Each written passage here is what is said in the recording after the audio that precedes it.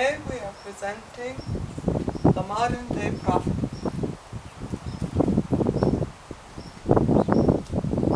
Isn't it nice to be outside a little bit, DaliGhost? Yeah, it's so nice to get some wind in your wings.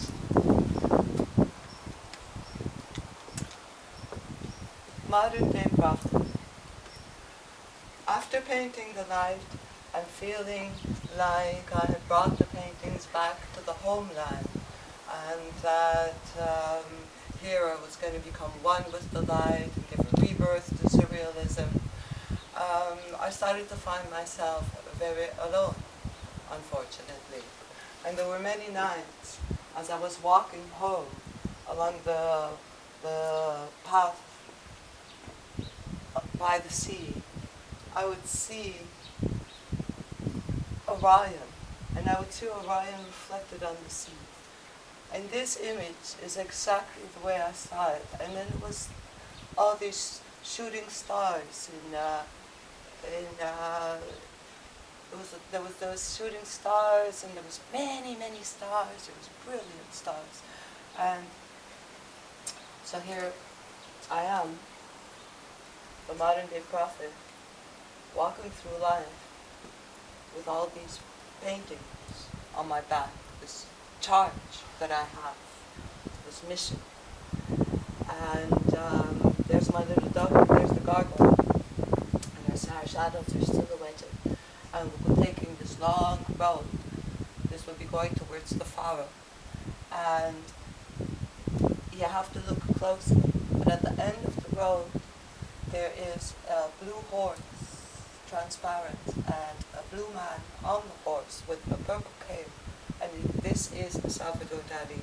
It is the way I've seen him in dreams, coming in this gases of purple and blue, and he's riding this horse, and he goes by, he looks at me, and he points at me, and he winks at me, and he keeps on going into the cosmos. This painting here is of the way I dream about Lydia of Cadaques. I've had several dreams of her since I have been here, and I have actually even gotten into her little cottage. One day they left the door open, and I stole a little crystal from the chandelier. Lydia. She was instrumental in surrealism, in the birth of surrealism. It wasn't even called surrealism at the time. It was called surnaturalism, declared heretic. Yes.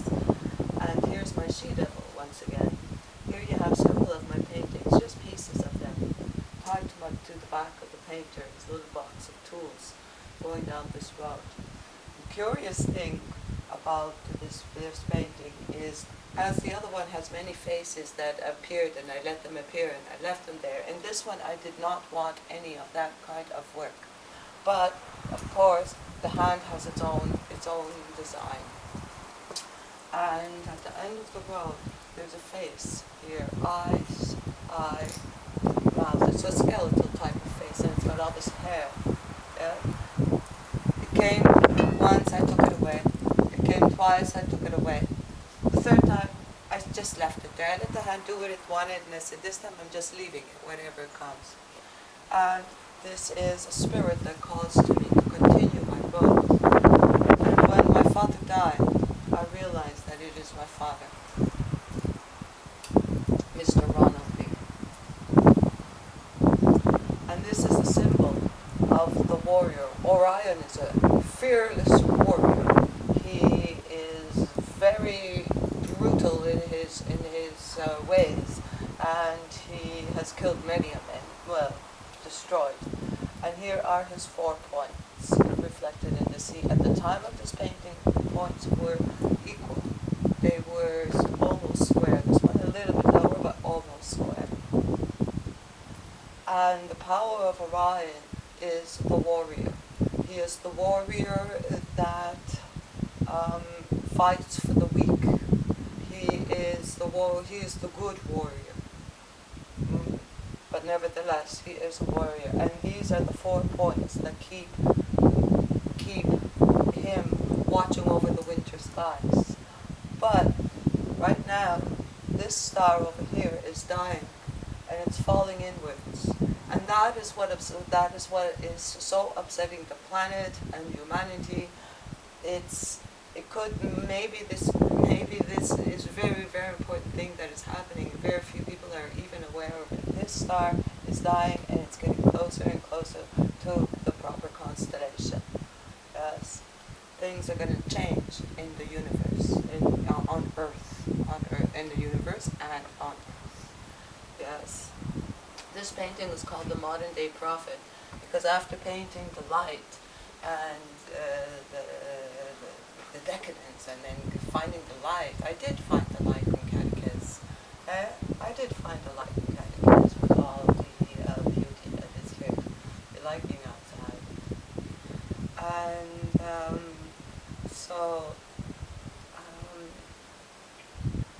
this painting I did here, it did not take me that long. I love the studio that I have here. It didn't take me that long to paint. And this is me. I'm walking on the road to my destiny with blind faith, and I carry my artwork on my back as if it is the only thing that I own. And I walk with our dear DaliGhost. And we dance through the stairs, and we try and be as happy as we can. This concludes the presentation of the Modern Day Prophet. I'm going to now give you a reading about this.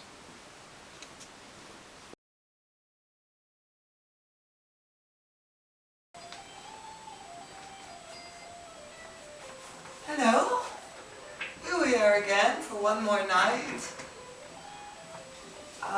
Today we are doing the presentation of the Modern Day Prophet. We did it in the staircase before. We took DaliGhost out for a little air, and the backdrop of the rocks was beautiful upon it. But now I would like to do you a little reading about when I finished the light. I was in Cadaques. I was living in Cadaques. I finished the light, and I did not know what to do afterwards. I said, how can you get higher than this? What's more? That was my masterpiece, the ball of light, the painting the light. And for a while I did not paint, and I was working more on the underground films that we've done here. I've done in Cadaques with David Castro. David Castro is an aspiring young filmmaker from Andalusia, and we did a documentary of the artistic women of Cadaques. We did a copla film where I play a copla singer who is a cross-dresser. And so I wasn't working on painting for a little period of time because I did not know where to go after that. And when the winter came and all the tourists left and the village was quiet again, then I found myself oftentimes walking down this long, lonely road, and I could find comfort in the darkness. You could look out at the scene, it was completely black. There was no horizon, there was no sky, there was no stars, there was nothing. It was just total blackness. And then when you were fortunate, you would see the moon or the light, and you would see some kind of a spectacle. And it really did enhance the spirituality of my nature, taking those long late night walks along the sea. And that's where the inspiration for this one comes. This is an actual place in Cadaques, and this is a road that goes at the end. You have the Café de la Habana, where Salvador Dali and company used to play music. Nanu, who used to sing for 30 years in the Oval Room.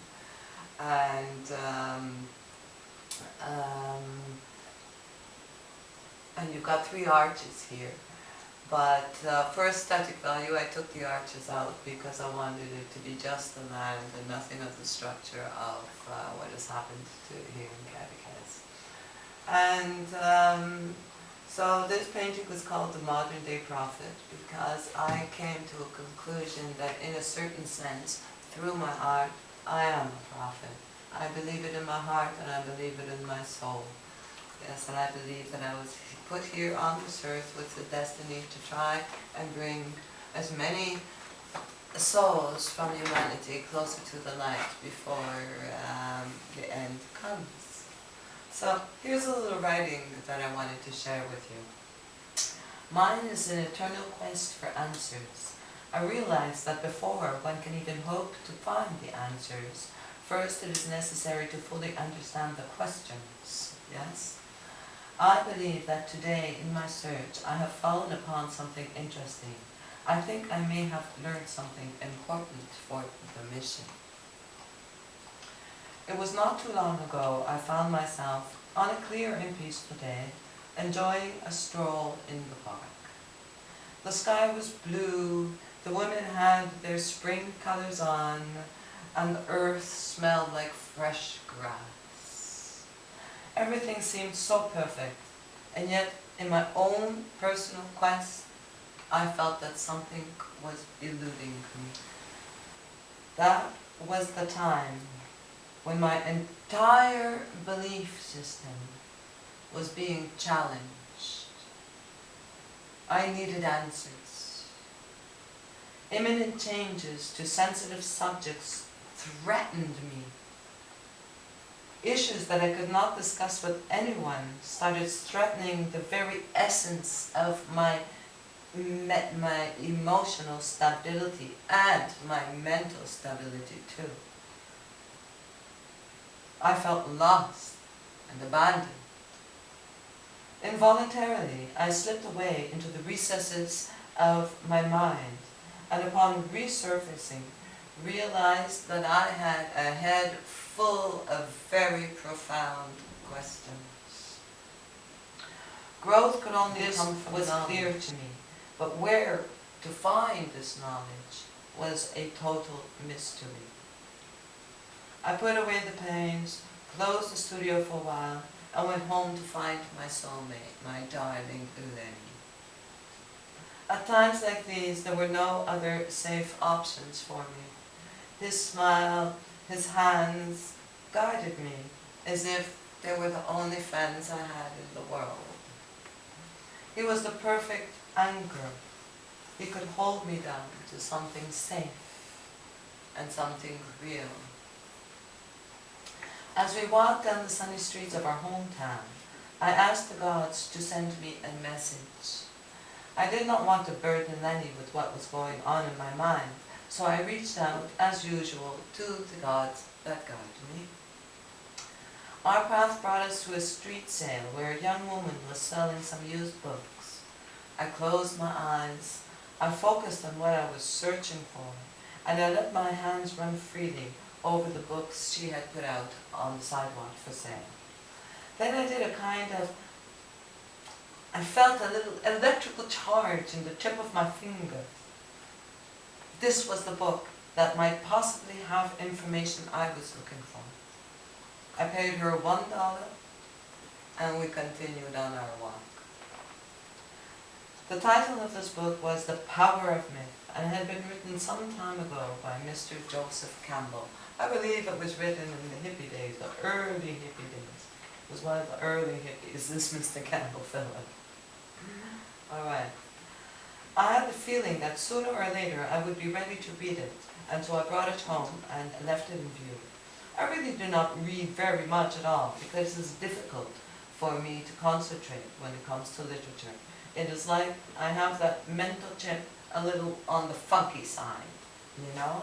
It's possibly due to dyslexia, but I can read chapters of a book, I can read pages and pages, and then I'll realize I only remember 2 pages, and I have to go back and I have to read it all again. So we do not read many books.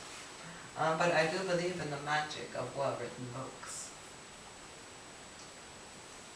At this time I was working on the hermaphrodite tree in the Hymn and the Walls of Decadence, and I was trying to get through its madness all on my own.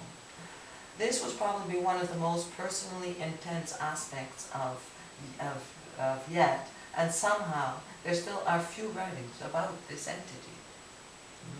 There were several spontaneous and unforeseen changes within my own psyche during this phase, and I felt that I was ready for the next step.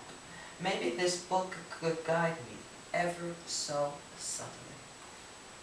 After some loving and comfort and peace spent enjoying life with my sweet love, it was time to get back to the course. I decided to take advantage of this easy state of things, and before moving on, instinctively I sought higher counsel. I picked up the book. I let myself connect with it physically, and then opened it to the page that I was supposed to read to understand what was going on. To my surprise, this passage that I fell upon was written about Martin Luther King again, depicting him as a hero. Heroes are among us, it said. A hero's challenge is to learn to ride the supernormal way of spiritual human life and then to come back with a message. A hero is one who, with the giving of their own selves to something that is much bigger than themselves, can find the means to help others who may be less enlightened. Here, in these words, I began to find the perception I had been looking for. Something was coming to light. The book continued. Certain people, when faced with having to figure out complex issues on their own, often escape the popular myths of society and try to find their own spiritual understanding. This freedom can lead to a kind of spiritual hero or total madness. The outcome almost always depends on the individual's personal experience, knowledge, and wisdom. Now, is that an interesting quote to find when you're looking for the answers? Martin Luther King, Jesus Christ, Dalai Lama, Dante Alighieri. These are all examples of modern-day heroes, not to mention Leonard Cohen, the Rolling Stones, so many. Prophets who have paid their dues, humbled their ego selves, and reached out to the undefinable, all in an effort to find the answers mankind needs to move forward.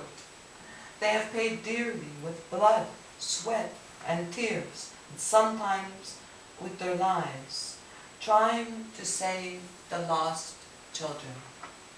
Reward is non-existent and unnecessary in the true mission of our modern-day prophet, an unspoken hero.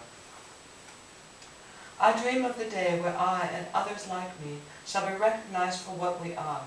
We are creative people who have struggled out on a limb, risking mental and physical health and well-being for the good of humanity as a whole.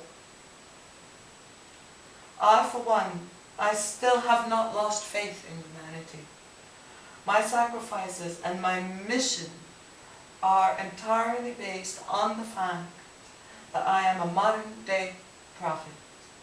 I search for a truth that makes sense, a truth that can be kind and true. Johnie Lee, a modern-day prophet.